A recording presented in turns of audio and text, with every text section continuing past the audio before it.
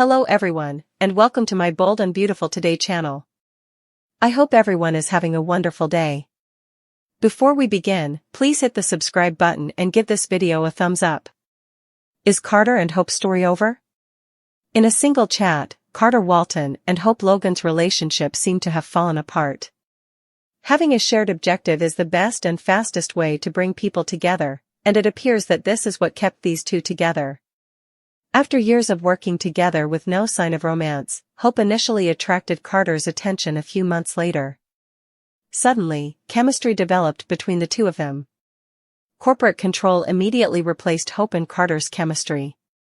Business swiftly overshadowed what had begun as a potentially strong bond between two individuals who knew and cared for one another. After being outraged by events at Forrester Creations, Hope and Carter decided to support each other and eventually overturn the company's leadership. Their chemistry began to wane when their plan came to pass, with Carter sitting at Eric Forrester's, John McCook, desk and Hope's line being restored. You had to worry what would happen if their plot failed after listening to Hope support Carter for his noble efforts and seeing them just discuss their jobs. As things start to fall apart, there may be some truth to the Forrester family's assertion that Carter would never have betrayed them if it weren't for Hope's support. Hope and Carter are completely at odds with one another. Carter's conscience has started to show during the past week, and it's obvious that this coup will not endure long. Hope went crazy when he told her that they would win if Ivy's jewelry brand launched well. Hope broke down as he proposed that they go visit Ridge Forrester and apologize. After all of the mistreatment she had experienced in the past, she informed Carter that she couldn't apologize, and she was correct. Steffy Forrester is primarily to blame for her suffering at Forrester Creations. What will happen to these two next? Hope cannot turn back, and Carter is guilty and cannot remain the leader of Forrester Creations. They claim to love one another, but to be honest, we haven't seen why they would ever work together. Hope's rage seems to have the potential to completely destroy their relationship. Hope puts her name on new LLC documents after Carter was tricked. Carter Walton regrets the coup, according to spoilers for The Bold and the Beautiful. This is what Carter has told Hope Logan, Annika Noel. Could Hope pull off one last deception now that she faces losing Carter and everything she's earned from the romance? Let's discuss what might happen next in this plot while you continue reading. Carter Walton's deception. Supporters are aware that Carter and Hope are working together to carry out the coup. However, the LLC records solely contain Carter's name. Hope and Carter are involved in the seizure of Forrester Creations, but the COO bears full responsibility. Hope is fortunate enough to be dating Carter, which allows her to enjoy all the advantages. But it appears that Hope's initial goal was simply to get her fashion line back. Hope doesn't appear to care much about her line and hasn't really acknowledged it since the takeover. Getting revenge at Steffy Forrester Finnegan appears to be Hope's top priority. Reflection and remorse. Returning to Carter, he told Hope that he believed the coup had gone far enough. Carter recommended that they simply return the business. Carter went so far as to embrace Ridge Forrester. Refusal and disgrace. According to teasers for The Bold and the Beautiful, Carter is beginning to seriously question whether Hope is his true love.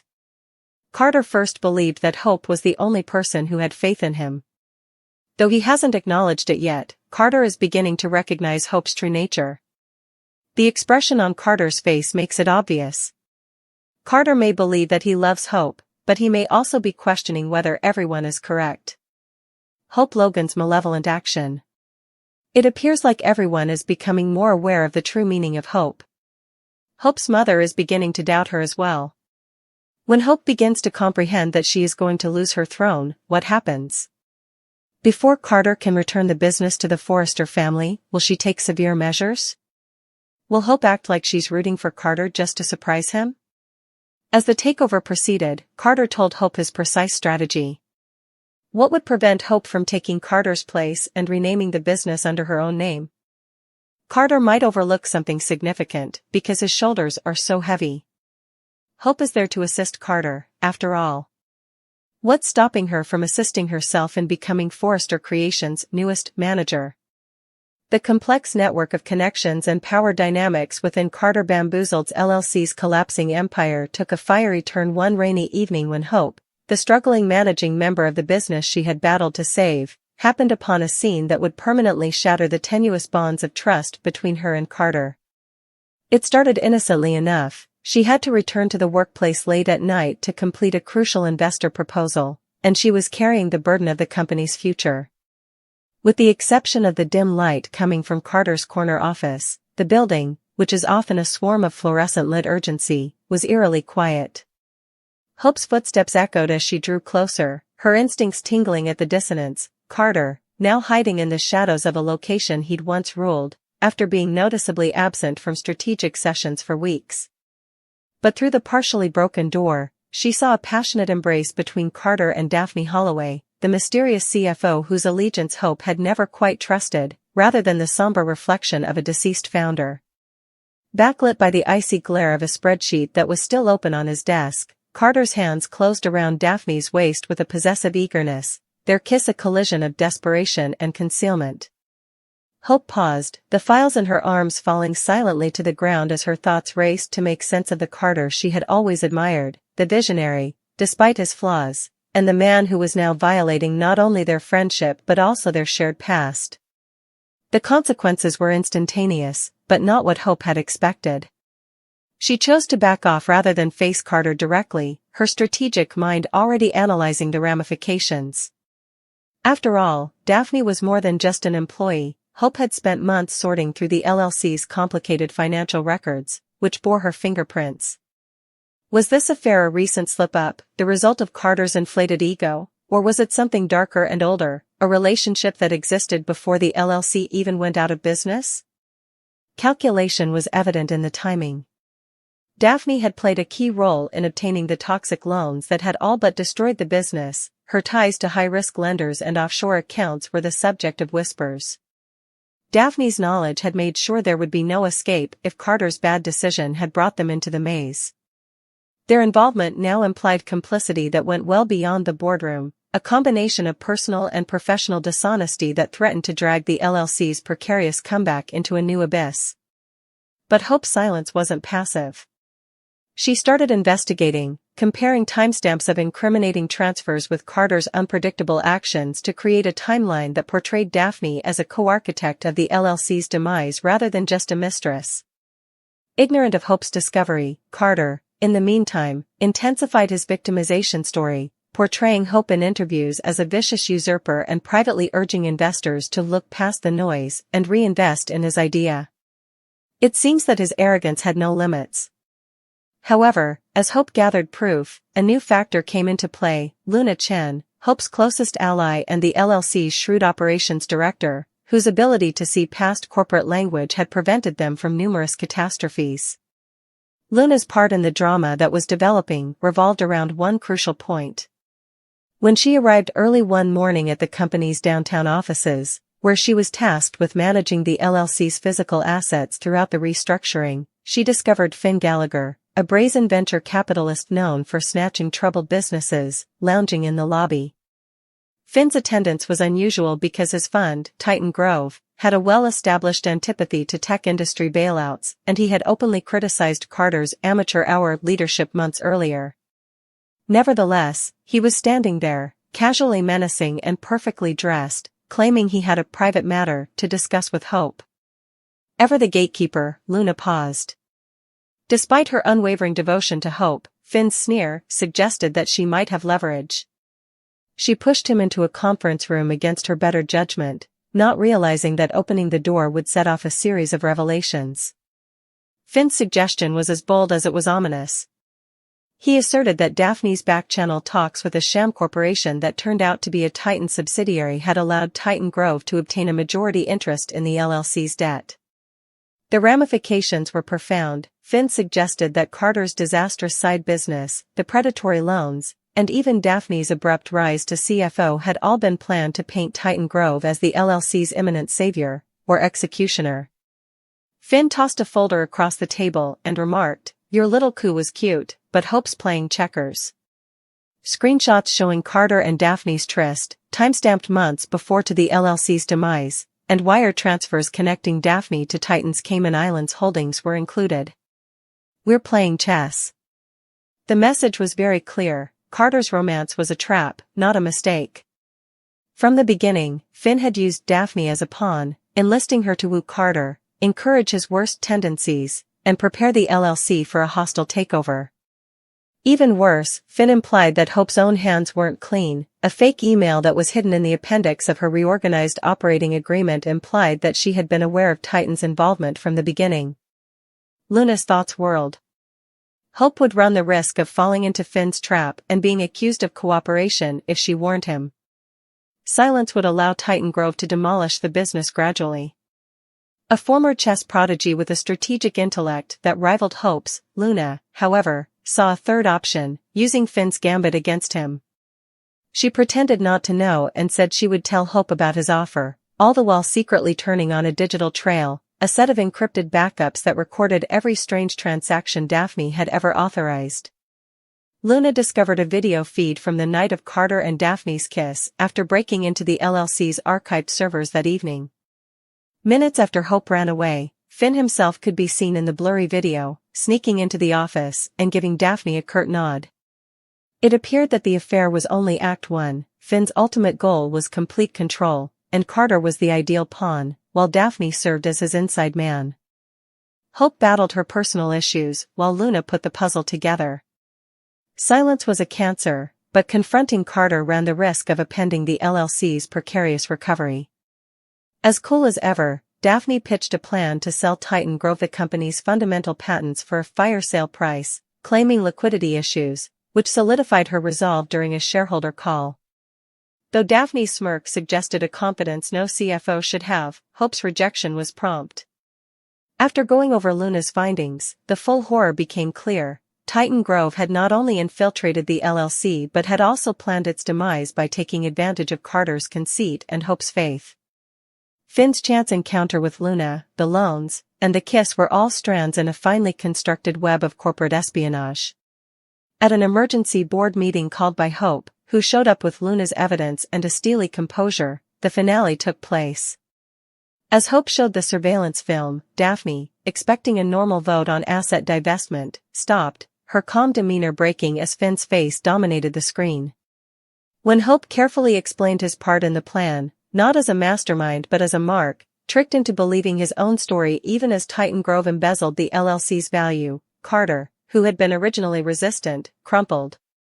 Daphne's signatures were unquestionably linked to Titan's offshore transactions according to Luna's blockchain audit trail. Investors exploded in the room, calling for Finn's execution and Daphne's imprisonment, as Carter sat dumbfounded, his legacy reduced to a warning footnote. However, Hope's triumph was a hollow one. By taking back the LLC, she had revealed its corruption to the world, frightening away customers, empowering rivals, and drawing attention from authorities. In order to restore trust, Luna, who is currently her de facto deputy, advocated for radical transparency, a public autopsy of Titan's schemes. Hope, however, hesitated because she was troubled by the price of her own ambition. She began to doubt all of her alliances, even Luna's, after learning that Finn had attempted to accuse her via the forged email. Hope was unable to read Carter's handwritten apologies when he disappeared into rehab after losing his reputation and authority. After that, Luna's pivotal moment with Finn, a split-second choice that saved their relationship, took on legendary significance. However, Hope frequently pondered whether Finn's trap had actually been sprung or if this was just another aspect of the game as the LLC edged closer to solvency. The scars persisted even after Finn's empire faltered amid lawsuits and Daphne's extradition fight garnered media attention. For Hope, the lesson was obvious: trust, once broken, could never be fully repaired, and the biggest dangers in both business and love frequently wore familiar faces. With a new name and a more modest appearance, the LLC made it through, but the specters of ambition and the whispers of what could have been still haunted its corridors. What about Luna? As a reminder that some doors, once opened, could never be fully closed, she kept Finn's business card hidden away in her desk like a relic. A contemporary cautionary tale about the brittleness of trust in business partnerships and the high-stakes maneuvers that define power struggles in the competitive world of entrepreneurship. The complex story of Carter Bamboozled and Hope's decision to inscribe her name on recently amended LLC documents unfolds as an engrossing tale of deceit, tenacity, and corporate intrigue. The central characters of this story are Carter Bamboozled, a once charismatic entrepreneur whose name came to represent both innovation and hubris, and Hope, his former confidant and business partner, whose strategic choice to formally change the company's legal structure in order to exert control over their failing venture marked a significant turning point in their shared journey. One must first understand the history of their collaboration in order to completely appreciate the seriousness of Hope's actions. Carter, a visionary who has a talent for seeing market gaps but a dangerous blind spot for operational details, established the LLC as a vehicle for his ambitious tech startup, initially obtaining small investments from a select group of friends and family. Attracted by Carter's contagious energy and the startup's revolutionary potential, Hope, a pragmatist strategist with experience in venture finance and corporate law, partnered with him early on. For many years, their relationship appeared to be mutually beneficial. Carter's audacious concepts and Hope's careful supervision drove the business to explosive expansion, turning it from a scrappy garage operation into a multi-million-dollar business with a large clientele and a reputation for innovative solutions. However, cracks started to show through the success facade. Discord was sown by Carter's leadership style, which was increasingly characterized by snap choices and a propensity to silence critics. Without informing Hope or the minority members of the LLC, he arranged a covert side deal with a dubious investor group, which proved to be his most disastrous error.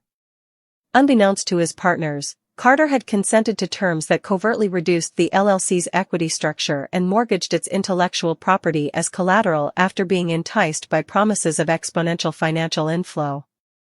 By the time the consequences of this agreement were apparent, the LLC was on the verge of going bankrupt due to a complex system that included predatory repayment arrangements, concealed debt, and exaggerated valuations. It appeared that Carter had been completely duped and was caught up in a web of financial scheming that threatened to destroy everything they had worked so hard to achieve. Hope's resolve solidified in this crisis-like environment. Hope discreetly started a forensic analysis of the LLC's records while Carter struggled with the consequences of his carelessness, avoiding litigation from creditors, preserving relationships with staff who were devastated, and enduring a barrage of public mockery. She discovered a startling pattern of fiduciary carelessness, including unsigned contracts, unreported expenses, and an email trail that exposed Carter's reckless lack of due diligence. Hope called an emergency meeting of the LLC's remaining members and presented a carefully thought-out proposal to restructure the organization's governance because he realized that the company's existence depended on prompt, decisive action. A key component of her strategy was changing the LLC's operating agreement to formally designate her as the managing member. This would deprive Carter of his sole decision-making power and put her in charge of day-to-day management. This transition's legal mechanisms were as intricate as they were significant. Although LLCs are intended to allow for flexibility in management structures, unless the operating agreement specifies otherwise, changing a member's rights usually requires unanimous assent. Hope's legal knowledge was invaluable in this situation. She discovered a provision that allowed for majority rule in circumstances of egregious misconduct or fiduciary breach that was hidden in the LLC's original paperwork, but that Carter had overlooked in his rush to start the company. Equipped with proof of Carter's careless actions, Hope rallied dissatisfied investors and used the clause to justify her takeover. In addition to giving Hope more authority, the revised contracts, which were submitted to the state in a hurry, also included strict measures to prevent future unilateral moves, such as requiring member supervision for financial obligations that surpass a set threshold. Carter's response wavered between outrage and disbelief. He openly denounced the action as a boardroom coup, charging Hope with taking advantage of his bad luck to take over the business he started. Insiders, however, described a more complex emotional landscape in private, one that included a mixture of reluctance to praise Hope's strategic accuracy and shame over his poor decisions. Meanwhile, there was disagreement in the court of public opinion. While some questioned whether Hope's power play was driven by ambition or philanthropy, Industry analysts hailed her intervention as a vital correction to Carter's disruptive swagger. Unquestionably, Hope had an immediate impact. In a matter of weeks, she had stabilized cash flow, renegotiated debt terms, and started transparency initiatives to win back stakeholder trust. Her choice to literally and figuratively affix her name to the LLC's redesigned logo represented a departure from the past as well as a commitment to accountability. However, the wider ramifications of the story go much beyond the destiny of a single business. It serves as a clear reminder of the moral and legal tightropes that corporate executives must walk and highlights the weaknesses that LLC arrangements have when governance is compromised by unilateralism.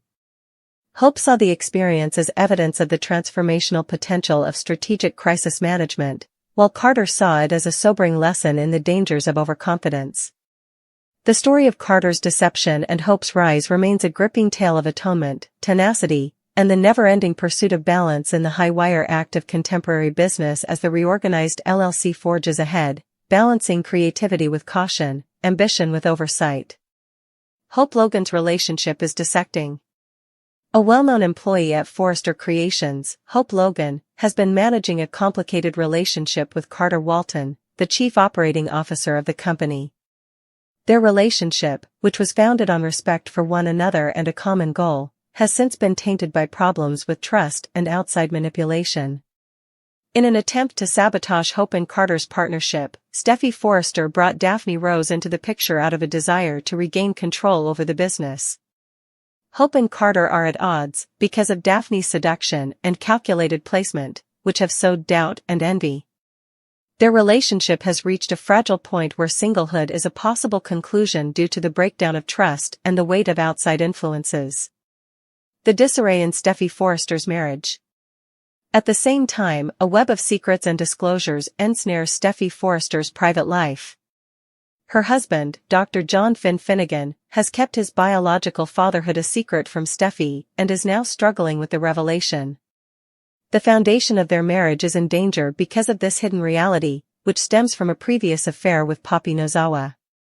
Steffy's relationship with Finn is in jeopardy due to the possible consequences of this disclosure as well as her own calculated actions within Forrester Creations. Steffy may become unexpectedly single as a result of the entwining of her career goals and emotional betrayals. Crossing routes and possible results. Hope and Steffy's similar paths highlight the difficult balancing act between one's personal and professional goals.